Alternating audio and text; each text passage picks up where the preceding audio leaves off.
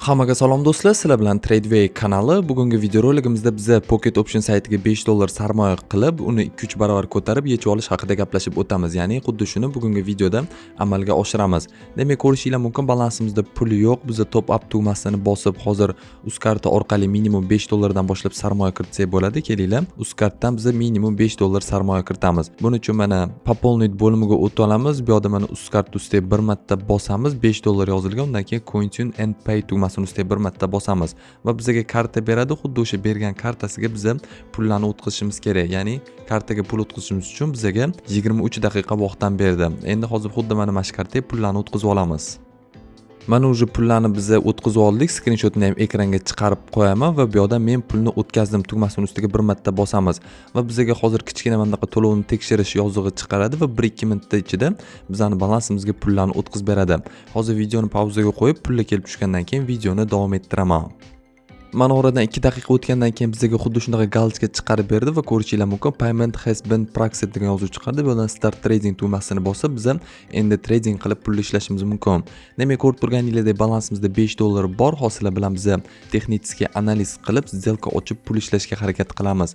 Demak, ko'rishinglar mumkin, M5 da turibdi bizning interfeysimiz. Hozir bu yerda bozor tepaga ko'tarilib ketgan. Bu yerda M15 ga o'tkazamiz va bozorning holatini ko'rishimiz kerak. Demak, ko'rib turganingizdek hozirda bozor pastga qarab yurib ketayotgan ekan. Bu yerda уровень поддержкасы tegan va уровень поддержкасini kichkinagina откат qilib bozor уже sekin orqaga qarab harakatlanyapti desa ham bo'ladi. Demak, ko'rib turganingizdek bu switch ham bizga qizilga yopilib berishi kerak. M5 da ham bizda уже 4 ta switch qizilga yopilgan va biz bu yerdan endi M1 ga o'tishimiz kerak. M1 da biz kelinglar bu yerdan 3 minutlik сделка ochamiz. Demak, bozor uzoqdan ko'rsak bir marta shu liniyamizni ozgina откат qilgan va sirazi yana orqasiga qaytyapti. Demak, kelinglar biz bu yerda sekingina yana bir marta bozor uzoqdan ko'rib olamizda, keyin pastga qarab сделка ochsak bo'ladi. Demak, bu yerda mana o'sha soya qilib orqaga qaytyapti va bu yerda M15 ga o'tkazsak bizga hozir yana bitta bozor tushib berish kerak. Kelinglar, bu yerda biz 3 minutlik emas, 5 minutlik pastga qarab сделка ochib qo'yamiz, chunki bozor pastga qarab yurib ketyapti. Yana bir marta bozorni yaqinlashtirib ko'rib olamiz. Bu yerda yaqinlashtiramiz. Ko'rib turganingizdek yaqin o'rtalarda bozor tushib beradi. 3 daqiqadan biz selga qarab сделка ochib qo'ydik va hozir bozorning holatini ko'ramiz. Kelinglar, bu yerda M1 ga o'tkazib olamiz bozorni va bu yerda yaqinlashtirib sizlar bilan traders bo'limini ochib bozorni biz holatini videoni tezlashtirib tekshiramiz.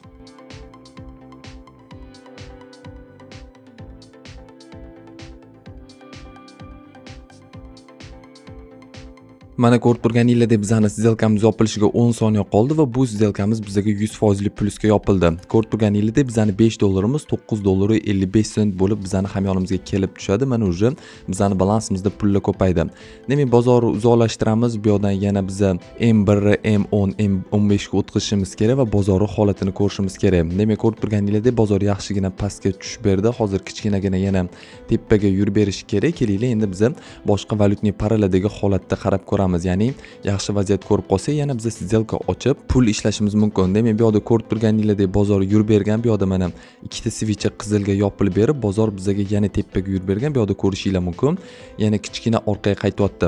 Demak, biz bozorni M15 ga o'tkazamiz. Bu yerda ham ko'rishinglar mumkin, повышающий trend bor, ya'ni понижающий trend bo'yicha kelgandi va ko'rib turganingizdek liniyasini yorib bozor endi o'zini holatini o'zgartiryapti. Demak, 30 ga o'tkazamiz. Bu yerda ko'rib turganingizdek bitta tushib ketib, bizga bozor yana tepaga ketish kerak.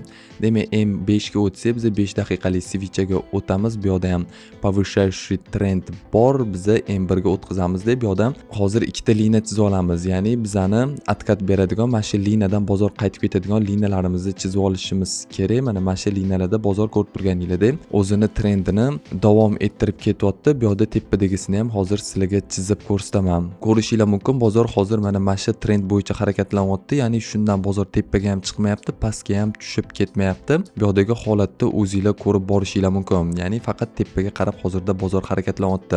Kelinglar, biz hozir boshqa valyutning parida yaxshiroq vaziyat topib, сделка ochib sizlarga videoni davom ettiramiz. Mana biz ikkinchi сделкamizni ham ochib oldik. Ikkinchi сделкamizni ko'rib turganingizdek euro out valyuta birligida ochdik. Bunda nimaga asoslanib ochdik? Ko'rib turganingizdek 3 minutlik switchda turibdi. Bu yerda понижающий trend bor va bizani trend linamizni ko'rib turganingizdek tepaga kesib o'tib ketib, dars chiqmasdan yana o'zimizni linamizga qaytib keldi. O'shaning uchun biz 3 daqiqaga ko'rishingiz mumkin pastga qarab сделка ochib oldik. Buni boshqa time framelarga ham o'tib ko'rishimiz mumkin. Bu yoqda ham mana ko'rib turganingizdek linani buzib o'tib yana o'zimizni linamizga qaytib kelgan. Shuning uchun biz pastga qarab сделка ochdik. Kelinglar biz 1 minutlik time framega o'tkazamizda bozorni yaqinlashtirib, traders bo'limini ochib, videoni tezlashtirib natijani kuzatamiz.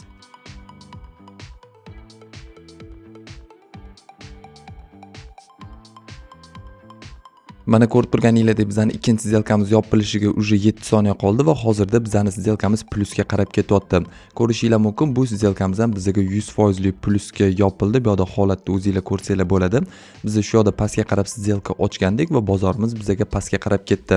Demak, videoni boshida biz saytga $5 sarmoya kiritgandik. Ko'rib turganingizdek уже balansimizni $17.86 qoldik. Ya'ni biz balansimizni 3 baravarga ko'tarib oldik. Hozir yana bitta bozorda vaziyat qidirib ko'ramiz. Agar mana shunaqa uvereniy vaziyat bo'lsa, yana bitta сделка ochib pul yechib ko'rsatamiz. Agar vaziyat topa olmasak, biz videoni stop qilib sizlarga pul yechishni ham ko'rsatib o'taman. Demak, hozir biz bozorni yana bir marta analiz qilamiz boshqa valyutniy paralarga o'tib. Mana bizlarda bozorda yaxshi vaziyat bo'lyapti. Ko'rib turganingizdek biz hozir bu yoqda switch intervalini kattalashtiramiz. 5 minutli o'tsa, 5 minutga o'tsa, bu yoqda ko'rib turganingizdek повышающий trend bor va hozir bozor trendni buzib o'tib ketdi. Hozirda mana bu уровень поддержкani retest qilish kerak. Ya'ni test qiladi shu поддержкani, undan keyin yana bozor tepaga qarab harakatlanib ketish kerak yoki bundan biz sal atkat qilamiz. Ko'rib turganingizdek 3 minutlik switchga o'tkazsak, уже bozor sekin orqaga qaytishi xohlayapti. Bitta liniyaga tegdi. Endi sekin bozor orqaga qaytib ketish kerak.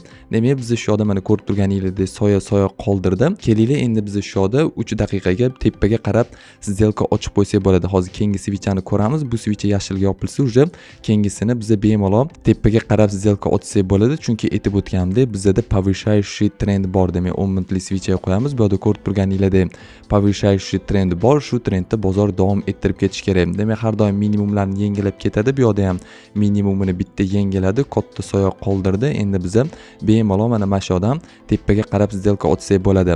Demak, mana sal tushib ketdi bu yoqda. Keyingi switch yana bizga sal qizilga ochilib berish mumkin. Undan keyin bemalol biz tepaga qarab сделка ochsak bo'ladi. Bu yoqda ham bitta yashil ochilib berilgan shunaqa soyalar bilan va bozor pastga ketgan deyishinglar mumkin. O'shani ko'rib olish uchun biz bitta switchni o'tkazib olishimiz kerak. Demak, bu yoqda уровень поддержкamiz bor. Уровень поддержкamizni bitta retest qildi. Bu yoqda pastga qarab уже сделкаga kirib bo'lmaydi. Kelinglar, bu yoqda endi biz 3 minutlik emas, 2 minutlik сделка ochamiz. Bozor tepaga ketishini qaraymiz. Demak, bu linamizga tegdi va bozor yana o'zini holatiga qaytib kelyapti. Kelinglar, biz shu yoqda mana 2 daqiqadan tepaga qarab сделка ochib qo'yamiz. Linasini ushadik. Endi traders bo'limini ochib, biz videoni tezlashtirib natijasini kuzatamiz.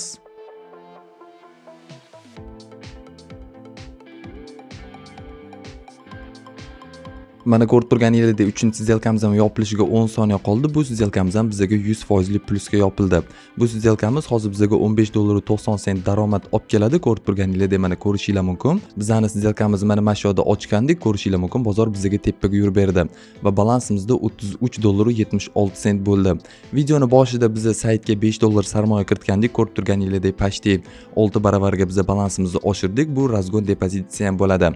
Xuddi shu tariqa texnik analiz qilib sizlar bozorda yaxshigina pul ishlashingiz mumkin. Demak, videoni boshida sarmoya kiritish ko'rsatib o'tgandim. Endi sizlarga pul yechishni ham ko'rsatib o'taman. Buning uchun balans ustiga bir marta bosamiz. Top up yonida ko'rib turganingizdek mana bunaqa strelka turibdi. Mashikonkan ustiga bir marta bossak, bizga pul yechish oynasi ochiladi.